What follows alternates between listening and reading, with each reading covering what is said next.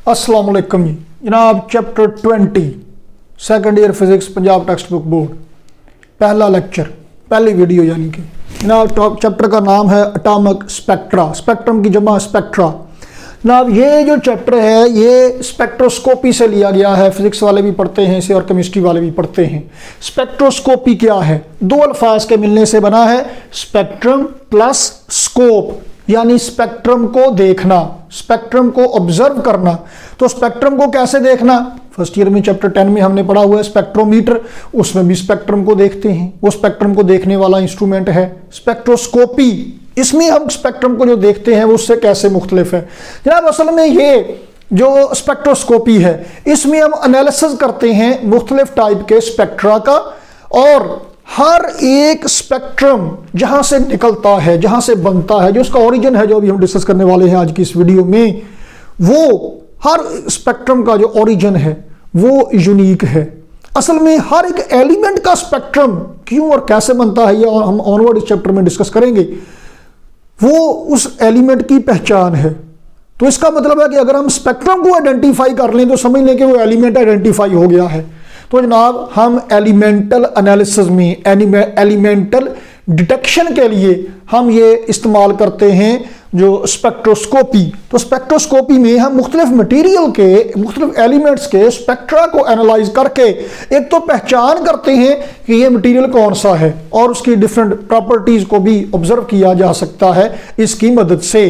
तो हमारे सिलेबस में जो होगा ये एटॉमिक स्पेक्ट्रा होंगे, one of the types of various types, one of the 3 types of spectra. तो पहले मरहले में तो हम डिस्कस करना शुरू करते हैं कि मुख्तलिफ किस्म के स्पेक्ट्रा कौन कौन से हैं और वो किस वजह से बनते हैं, उनका ओरिजिन क्या है। तो पहली टाइप के जो स्पेक्ट्रम है जनाब वही इस चैप्टर में डिस्कस किए जाएंगे। वो है जनाब एटॉमिक स्पेक्ट्रम या लाइन स्पेक्ट्रम। एटॉमिक स्पेक्ट्रम या लाइन स्पेक्ट्रम जनाब, इनके नाम से ही देखें क्या ज़ाहिर है। एटॉमिक स्पेक्ट्रम ये एटम्स का स्पेक्ट्रम है, और लाइन स्पेक्ट्रम क्यों कहते हैं इसे? तीसरा नाम इसका डिस्क्रीट स्पेक्ट्रम भी आप इसे कह सकते हैं। लाइन मतलब मुख्तलिफ वेवलेंथ्स की लाइनें आपको मिलती हैं। केमिस्ट्री में प्राय पढ़ते हैं कि एब्जॉर्प्शन स्पेक्ट्रम और इमिशन स्पेक्ट्रम, वो लाइन स्पेक्ट्रम ही आगे दो तरह के हैं। वो जो इमिशन और एब्जॉर्प्शन वाला हिसाब किताब है वो असल में उसको डिस्कस करने का या ऑब्जर्व करने का तरीका मुख्तलिफ है, स्पेक्ट्रम वो एक ही है। तो वो एटॉमिक या लाइन या डिस्क्रीट स्पेक्ट्रम है। तो जनाब आपको इस किस्म के स्पेक्ट्रम की निशानी क्या है कि आपको एक वेवलेंथ की इलेक्ट्रोमैग्नेटिक रेडिएशन मिलती है, एक वेवलेंथ मिलती है, फिर उसके बाद कोई और वेवलेंथ मिलती है। मसलन जी आपको मिलती है जी 200 नैनोमीटर, 250 नैनोमीटर, 365 नैनोमीटर, 476 नैनोमीटर। तो एक लाइन ये मिल गई, एक ये मिल गई, एक ये मिल गई, और ये एक की वैल्यू दूसरी वैल्यू से क्लियरली डिफरेंशिएबल है, अलग है, डिस्क्रीट वैल्यूज आपको मिलती हैं, इसीलिए अलग अलग है, इसलिए इन्हें लाइन स्पेक्ट्रम कहते हैं। और नाम से आ रहा है ये एटम्स का स्पेक्ट्रम है, इसी को हमने डिस्कस करना है। तो इसका ओरिजिन क्या है? ओरिजिन में रेड कलर से लिखता जाता हूं एटम्स, ये ओरिजिन है लाइन स्पेक्ट्रम का। दूसरे नंबर पे है जनाब अली मोलेकुलर स्पेक्ट्रम, या इसका दूसरा नाम है जी बैंड स्पेक्ट्रम। जनाब ये जो बैंड बजते हैं वो नहीं है, ये बैंड बनते हैं। बैंड का मतलब क्या है? ग्रुप। इसमें डिफरेंट वेवलेंथ्स के ग्रुप्स होते हैं। मसलन कैसे जी 200 से लेकर 250 नैनोमीटर तक वेवलेंथ है, फिर गैप आ गया, फिर फर्ज करें 400 से लेकर 400 से लेकर 750 तक का एक ग्रुप है, उसके बाद ही फिर 1000 से लेकर 1200 नैनोमीटर तक का ग्रुप है। तो बैंड्स बनते हैं, ग्रुप बनते हैं। ये किस वजह से है? ये मॉलिक्यूल्स की वजह से है। तो इसका ओरिजिन क्या है? मॉलिक्यूल्स। तो आप देखें कि जैसे जैसे किसी मटेरियल में नंबर ऑफ एटम ज्यादा होते जाते हैं तो उसका स्पेक्ट्रम भी ज्यादा कॉम्प्लिकेटेड होता जाता है, मिक्स होता जाता है। बेसिकली हर एटम का स्पेक्ट्रम है। जब एक मॉलिक्यूल में डिफरेंट एटम्स होंगे, कुछ वेवलेंथ एक एटम से आई, कुछ दूसरे से आई, क्यों आती हैं ये आगे जाके हम डिस्कस करेंगे। तो वो मिलकर उन्होंने ग्रुप बना ली, ग्रुपिंग कर ली। बैंड बना लिए, फिर बाद में बजाएंगे। और तीसरे नंबर पे होता है जनाब कंटिन्यूस स्पेक्ट्रम, जैसे ब्लैक बॉडी रेडिएशन है, ब्लैक बॉडी वाला स्पेक्ट्रम वो कंटिन्यूस स्पेक्ट्रम है। इसका ओरिजिन क्या है? इसका ओरिजिन है जनाब कम्प्लेक्स मटीरियल, कम्प्लेक्स मटीरियल या कम्प्लेक्स मैटर। क्यों? क्योंकि इसमें मुख्तलिफ तरह के मॉलिक्यूल्स होंगे, बहुत किस्मों के एटम्स होंगे, कुछ वेवलेंथ एक से आई, कुछ दूसरे से आई, कुछ तीसरे से आई, कुछ चौथे से आई। नतीजा क्या होगा? एक मिनिमम वेवलेंथ से लेकर मैक्सिमम वेवलेंथ तक सारी मौजूद होंगी। There is no gaps in between the wavelengths. तो ये बनेगा कंटिन्यूस स्पेक्ट्रम। तो ये हैं डिफरेंट टाइप के स्पेक्ट्रा और उनके ओरिजिन्स। ठीक, तो जनाब हमने डिस्कस करना है इसमें से एटम्स के स्पेक्ट्रा को, मुख्तलिफ किस्म के एटम्स के स्पेक्ट्रा कैसे कैसे होंगे उनको अब एनालिसिस करेंगे।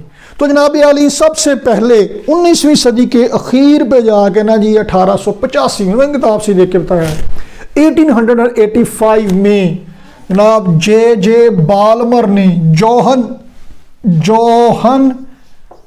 जे बाल्मर लट उलझी सुलझा जा रे बालम, वही बालम से बाल्मर, मतलब ये और है भाई, गाना तो मुझे वैसे याद आ गया। तो जे बाल्मर ने सबसे पहले ऑब्जर्व किया। ही वाज स्विट्जरलैंड में काम करने वाला स्कूल टीचर, और उसने हाइड्रोजन एटम के स्पेक्ट्रम को सबसे पहले ऑब्जर्व किया। और हाइड्रोजन एटम के स्पेक्ट्रम में भी जो मुख्तलिफ किस्म की वेवलेंथ्स हैं, उसके स्पेक्ट्रम के मुख्तलिफ पोर्शन हैं, उनमें से वो पोर्शन जो विजिबल रीजन में है, वो वेवलेंथ जो विजिबल रीजन में है, उनको डिस्कस किया, उनको स्टडी किया उसने। इसलिए हाइड्रोजन एटम के स्पेक्ट्रम में जो विजिबल पोर्शन है उसका नाम इसी के नाम पे बाल्मर सीरीज रखा गया। तो हमारा ताल्लुक चूंकि एटॉमिक स्पेक्ट्रम से होगा इस चैप्टर में, और उसमें भी खास तौर पर हाइड्रोजन एटम के स्पेक्ट्रम को हमने जरा डिटेल से डिस्कस करना होगा। तो बहरहाल जनाब मुख्तलिफ स्पेक्ट्रल लाइंस जो बनती हैं, कोई भी जो स्पेक्ट्रम बनते हैं उनके मुख्तलिफ हिस्से हैं हर एक स्पेक्ट्रम के। तो एटॉमिक स्पेक्ट्रम में जो मुख्तलिफ सीरीज बनती हैं, मतलब मुख्तलिफ पोर्शन बनते हैं, पोर्शन वाइज इनको डिवाइड किया गया।